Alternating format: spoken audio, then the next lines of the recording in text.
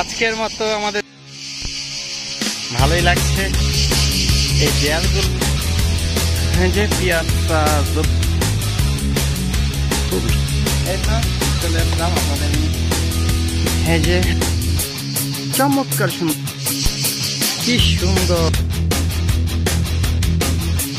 এই যে আমরা খাচ্ছি। আসসালামু আলাইকুম, সবাই কেমন আছেন? আশা করি সবাই খুব ভালো আছেন। দেখতে দেখতে আপনার মাঝে চলে আসলাম আরো একটি নতুন ব্লগ নিয়ে। আজকে রোববার, একটু ছুটি পেয়েছি, তাই চিন্তা করলাম আশেপাশে কোথাও থেকে ঘুরে আসি। ফ্যামিলি নিয়ে পেছনে আছে আপনাদের ভাবি আর আজ আমাদের টুনটুনি বাবু মুনতাসির। চলো বাবা একটু ঘুরে আসি, তোমাদেরকে একটু ঘুরাই নিয়ে আসি, দেখি কি কি তোমাদেরকে দেখাতে পারি। আমাদের সাথে থাকেন, দেখতে থাকেন কি কি আমরা কোথায় যাই। আমরা চলে এসেছি এই দত্তা গ্রামে। খুবই সুন্দর পাহাড়ি পরিবেশ চারিদিকে। এই যে নিচে পার্কিং দেখতে পারতেছেন, এখানে পার্কিং করেছি। এই সামান্য একটু হেঁটে আসলাম এই দিক দিয়ে। এখন এই সামনে চলে যাব, সামনে হচ্ছে সেই গ্রামটা। তো আমাদের সাথেই চলেন। গ্রামে ঢোকার আগ মুহূর্তে এই চমৎকার পাহাড়ি দৃশ্য, আসলে এইসব দৃশ্য দেখলে মনটাই ভরে যায়, অসাধারণ। এই যে দেখেন নিচেই একটা বাসা, সুইমিং পুল আছে ব্লু কালারের। এই যে মা ছেলে খেলা করছে। এখন আমরা এই যে রাস্তা ধরে সামনের দিকে চলে যাব। তো চলেন, এই যে আমরা এই গ্রামটাতে প্রবেশ করতেছি। খুব ঐতিহাসিক একটা গ্রাম। এই যে দেখেন এখানে সব ইন্ডিকেট দেয়া আছে। এই যে আমরা পেছনে পার্কিং করে আসলাম, সব ইন্ডিকেট দেয়া আছে সুন্দর করে। খুব বেশি দূর না, মাত্র 33 কিলোমিটার বলোনিয়া শহর থেকে। এই যে দেখেন সাইনবোর্ড আছে, এখান থেকে বলোনিয়া 25 কিলোমিটার, ইমোলা 9 কিলোমিটার। এই ডিরেকশনে গেলে বামে গেলে বলোনিয়া, ডানে গেলে ইমোলা। এই যে চমৎকার পাহাড়ি ভিউ, খুবই সুন্দর। এই যে দেখেন এদিক থেকে জনা ট্রাফিক লিমিট তো শুরু হয়েছে।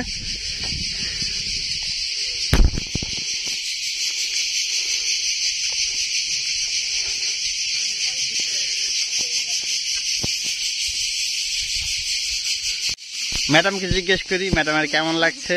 কি খবর জুই, কেমন লাগছে? হ্যাঁ, আসলে খুবই ভালো লাগতেছে, কারণ পাহাড়ে ঘুরতে তো খুবই ভালো লাগে। তাই আসলে খুব সুন্দর জায়গাটা। যদি এখনো পর্যন্ত আমরা কিছুই ভিজিট করি নাই, কেবল ঢুকতেছি। ক্যামেরার পেছনে বিশাল দুর্গটা, এটা আস্তে আস্তে আপনাদেরকে দেখাবো। দেখলেই মনটা ভরে যায়। হ্যাঁ, এই যে দেখেন চমৎকার। এই যে ঢোকার পরে এই যে দুর্গটা শুরু হলো, রক্কা দি দত্সা। রক্কা মানে হচ্ছে দুর্গ এবং কাস্তেল্লো মানে হচ্ছে দুর্গ। দেখতেই পারতেছেন পাহাড় চূড়ায় কি বিশাল একটা দুর্গ বানাইছে। তো চলেন আমরা আস্তে আস্তে ঘুরি, দেখি কি কি আছে। চমৎকার সুন্দর এই গ্রামটা আপনাদের মাঝে প্রেজেন্ট করি। হয়তো অনেকেই আসছে, আবার অনেকেই আসে নাই। যারা এখন আসেন নাই চলে আসতে পারেন দেখার জন্য, আশা করি ভালো লাগবে। সকাল আসলেও ভালো লাগবে, বিকাল আসলেও ভালো লাগবে। এখান থেকে একটা পাহাড়ি ভিউ মনে হয় দেখা যাবে। তো দেখি, এটা টিকিট মেবি 5 euro করে, জানি না ভেতরে ঢুকবো কিনা, ডিপেন্ড করবে।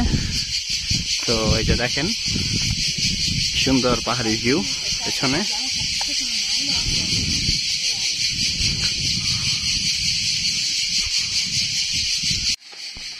এই হচ্ছে দুর্গর মেন ভিউ, এখান থেকে চমৎকার দেখা যায়।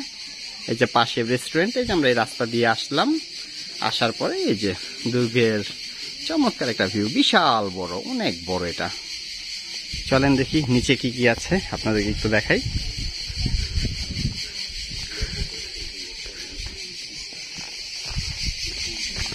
নিচে তেমন অ্যাকচুয়ালি কিছুই নাই, লাইট দেওয়া আর কি সুন্দর একটা রেস্টুরেন্ট। এই তো এখন ঘুরবো গ্রামটা, আপনাদেরকেও দেখাবো।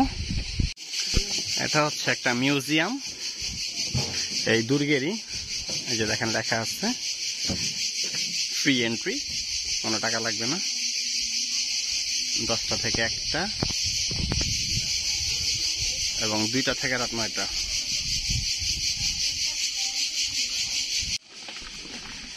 কি চমৎকার ভিউ। গ্রামের ভেতরে ঢুকছি, এগিয়ে যাচ্ছি আস্তে আস্তে। এই তো সুন্দর, এখানে একটা দোকানও আছে, বিভিন্ন জিনিসপত্র কেনা যায় এখান থেকে।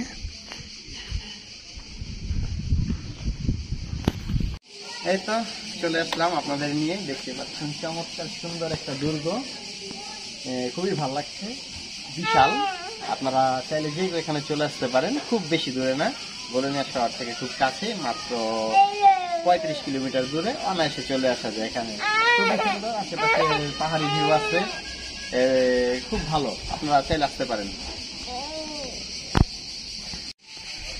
হ্যাঁ, যে আরেকটা দুর্গর ঠিক পাশ দিয়ে এই গলিটা বয়ে গেছে, দুর্গর অপর পাশেই চমৎকার সুন্দর। টুরিস্টরা আসছে এখানে, ঘুরছে।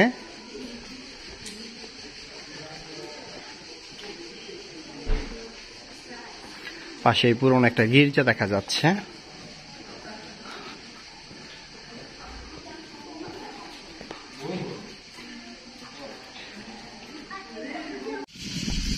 হ্যাঁ, যে পিয়াজা জপ্তিতে চলে আসছি। এই যে গির্জাটার পাশেই সুন্দর একটা ভবন।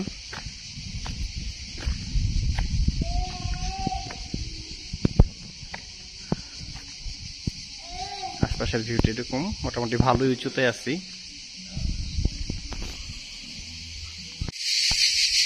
আমরা এই তো গ্রাম ঘুরে বের হলাম শেষ মাথায়, এখন আবার যাব যেখানে গাড়ি পার্কিং করেছি। এই যে এরকম এই পাশটা দেখতে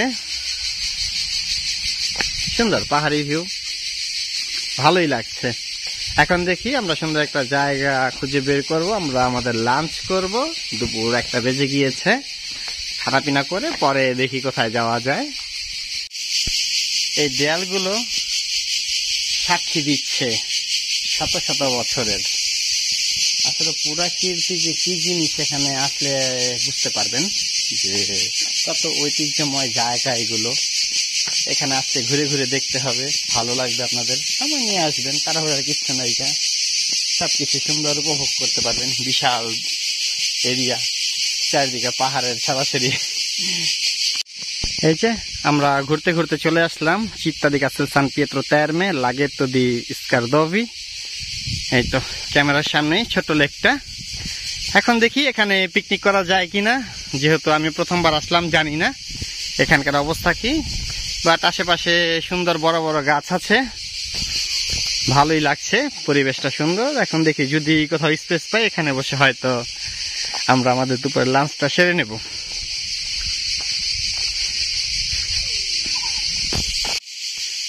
এই যে আমরা সুন্দর লেকের পাড়ে চলে এসেছি। এই যে দেখেন, প্রথমে আমরা মুনতাসিরকে খাওয়াবো। এই যে চাদর বিছাই দিছি, এই যে মুন্তুর আম্মু আর মুনতাসির। সুন্দর বড় বড় গাছগুলো দেখেন, অনেক পুরনো বুঝাই যাচ্ছে, অনেক মোটা মোটাই গাছগুলো। সুন্দর মনোরম পরিবেশ। মুনতাসিরকে খাওয়াবো এখন, তারপরে আমরা খাবো। ভালোই লাগছে, চলে আসলাম লেকের পাড়ে। ছোট্ট লেক, অত বড় না, তারপরেও সময় পাস করার জন্য খারাপ না। এই তো এখন খাওয়া পিনা করব, তারপরে হয়তো দেখি যদি কাস্তেল সান পিয়েত্রোর সিটিতে যাই, আপনাদের সঙ্গে সেটা শেয়ার করব। আমাদের সাথে থাকেন।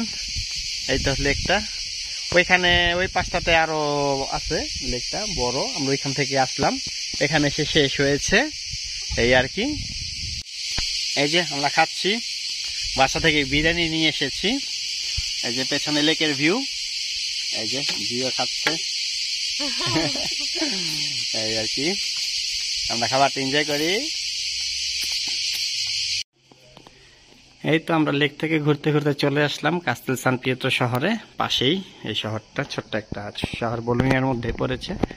এই যে ঢোকার মুখে একটা সুন্দর গির্জা, ওই যে সামনে একটা ক্লক টাওয়ার দেখা যাচ্ছে, ওইখানে যাব।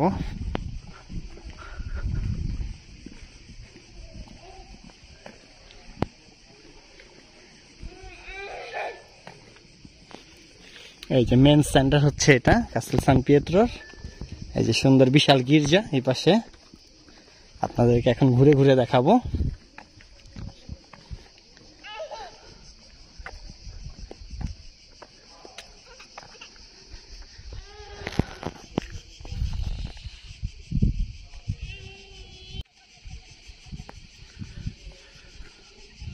দেখেন কত শত বছর আগে কি সুন্দর করে বানিয়ে রেখেছে তারা।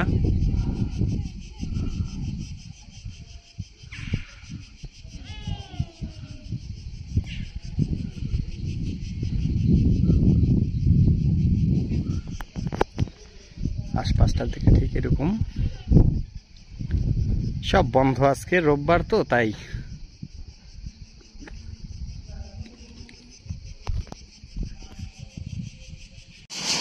আজকের মতো আমাদের ঘোরাঘুরি শেষ, এখন আমরা বাসায় চলে যাব। ব্লগটি আশা করি আপনাদের খুব ভালো লেগেছে। যদি ভালো লেগে থাকে অবশ্যই লাইক করবেন, কমেন্ট করবেন এবং শেয়ার করবেন। দেখা হচ্ছে ইনশাল্লাহ খুব শীঘ্রই নতুন কোথাও। সেই পর্যন্ত সবাই ভালো থাকেন। আল্লাহ হাফেজ।